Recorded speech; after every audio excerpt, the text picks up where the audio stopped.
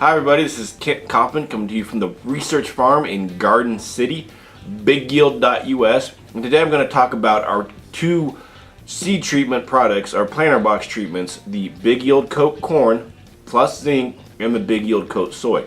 Now, what these do is they're filled with nutrients for your plant, for your seeds to use right away. And what these nutrients are is they're chelated.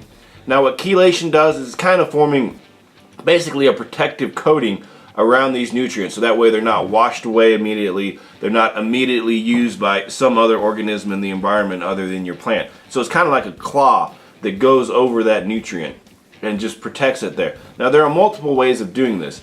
There's synthetic EDTA chelation, and then there's natural chelation, and we use a form of natural chelation in our products.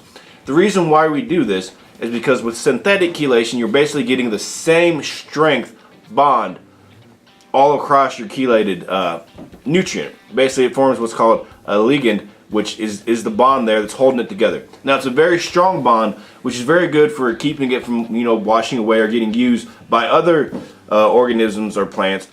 But it also makes it harder for your plant and for the biologicals and microbes that are useful for your corn and your soybeans to use it as well. So you have less uptake, and it's just you don't get that nutrient into your plant as quickly.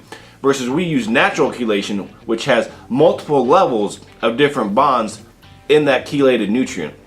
And so pretty much it's natural, so it's the same way that the organisms in your soil, for your corn, for your soybeans, we use those bonds. That's how we set it up. That's how we use that same process to set up our nutrients for your product. And what this does is it allows better uptake, quicker uptake, which then translates into a yield bump.